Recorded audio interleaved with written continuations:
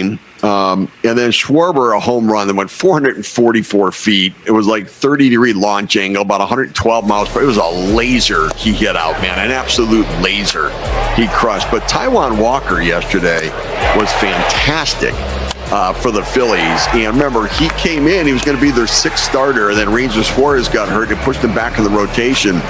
But he threw the ball really well against Colorado yesterday. Kept hitters off balance, moved the ball around, sequence of pitches.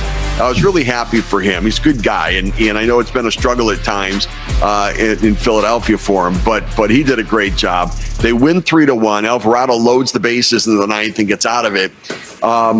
And the Phillies win, and now they get ready to take on the Dodgers this weekend. So the Phillies sweep away Colorado. And now they get ready for the Dodgers. And look, the Phillies are as well-balanced and as well-rounded a team as you have in all of baseball, right? There's no major flaw or weakness on their roster at all. How close are they in comparison to the Dodgers when it comes to talent and balance? They're really close. You look at their lineup 1 through 9 right now, none of the guys have struggled, right? You look at every other lineup in the big leagues and you'll see one guy maybe hitting something, another guy hitting in the 100s, or 2 or 3 guys in that lineup. We haven't seen that from the Phillies. There's been consistency from the top. From the top to the bottom of the order. I think the difference is you have a healthy JT Realmuto behind the plate. Kyle Schwarber started off in the middle of the lineup in spring. They tried to toy around and they realized, you know what, Schwarbs gets it going from the top. You want to see maybe a potential 5 at-bat game from Kyle Schwarber. And then Bryce Harper has been doing what he usually does. And one thing that has stood out offensively from the Phillies team this year is they are driving the ball to the opposite field a lot more than what I've seen in the past.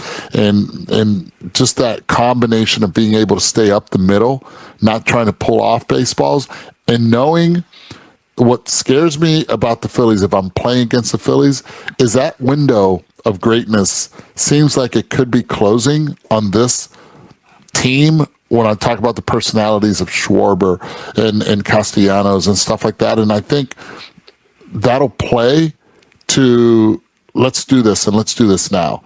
So this weekend series right now that the Dodgers are going into, Shohei without Freeman because he's on the IL, and the Phillies, I like it. I like it a lot. I like that Taijuan Walker was able to go deeper into the game to be able to give breathing room to his bullpen so they can go in and go full throttle against a Dodger team. I think this is a statement series early on for the Phillies against the Dodgers.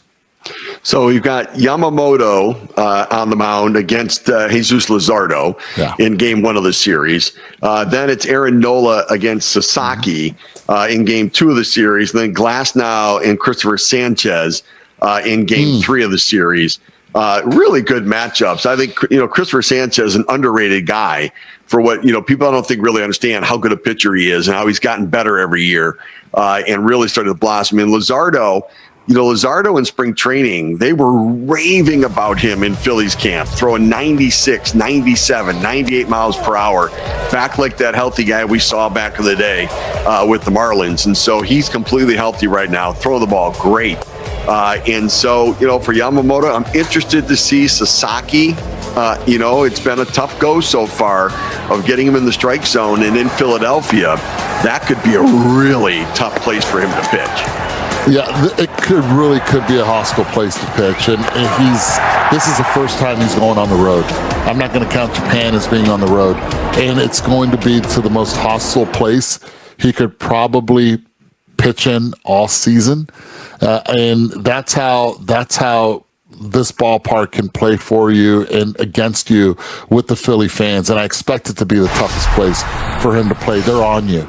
And the one thing that the Philadelphia Philly players are going to know coming in is that Sasaki has struggled to be able to get that splitter over for a strike.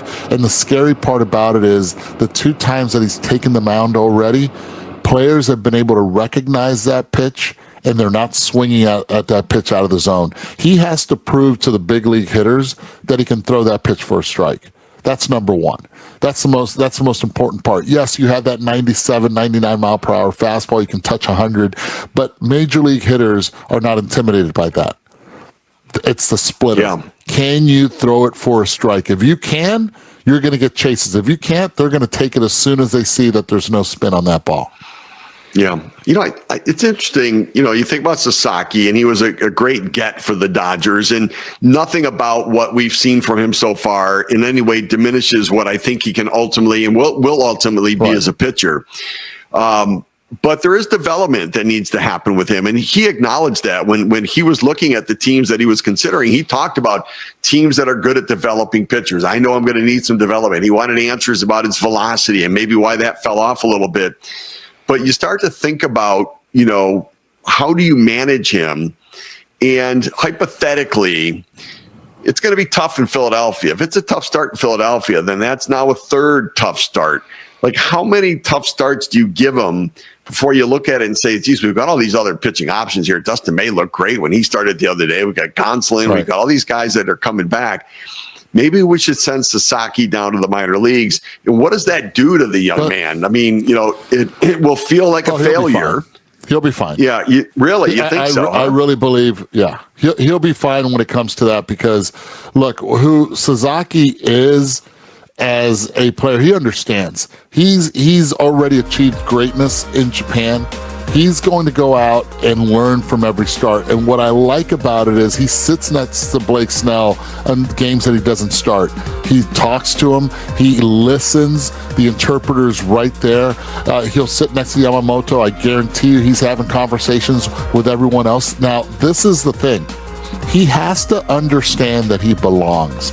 And that's the hardest part for any player when they get to the league.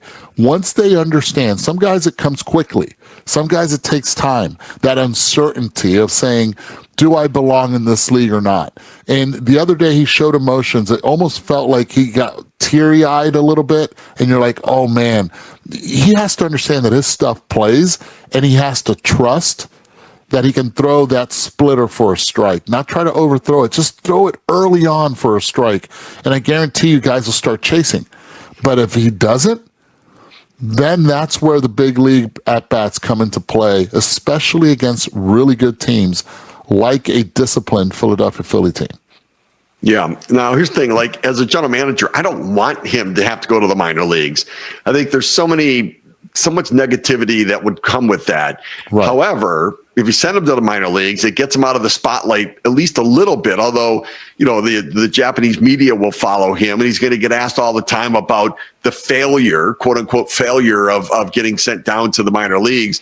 And remember, here's a guy that knew he could compete in Japan, was one of the more dominant pitchers in Japan.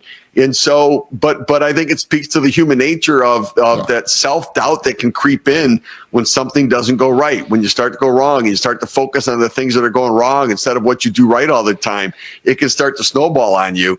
And so it's going to be interesting to see if he's going to be able to right the ship on his own at the major league level, and because it doesn't feel like a great matchup for him against the Phillies on Saturday.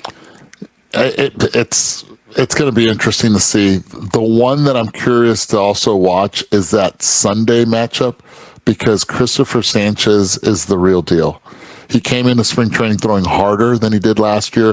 The Phillies got a great sign with Chris Sanchez, and right. I just think that this is one of the best, is it number 3 guys in the game in that rotation?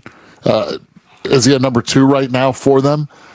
All I know is that Chris Sanchez is the real deal, man. And that matchup on Sunday is must watch with Chris Sanchez on the mound against the Dodgers. It could be a rubber game. I expect them both to split. And I'm still surprised. The 3-1 win yesterday for the Phillies over the Rockies. Antonio Senzatella, it's amazing to me. He's throwing 9 2/3 innings this year, giving up 19 hits, 2 walks, right? So a whip of well over 2, and he's allowed 1 unearned run this year. Like, that's smoke and mirrors. Like, that's magic tricks out there. That's Houdini, baby. That is Houdini. Keep the ball down. And man, it scares you. You keep the ball down. It was that one unearned run yesterday that scored. It was a Mickey Moniak fly ball to left field that the wind sort of played tricks on Mickey there. But overall, he buckles down when there are runners on base. We saw it last year. Blake Snell is one of the really good ones. He'll walk a lot of guys, but he has the stuff, the swing and miss stuff. Sensatella doesn't have that swing and miss stuff, but what he does is induces soft contact on the ground. Yesterday, 6 outs on the ground, 4 in the air. The thing is that he pitches himself into trouble and he doesn't have swing and miss stuff, right? So everything's contact based and he's still finding ways to get out of it. Now, to me, it's playing with fire a little bit. You get that many base runners, sooner or later, somebody's going to come up with that big hit. But so far, he has done a heck of a job keeping runners from scoring for the Colorado Rockies. All right, we're going to come back with our morning matchup picks, our picks to click offensively today.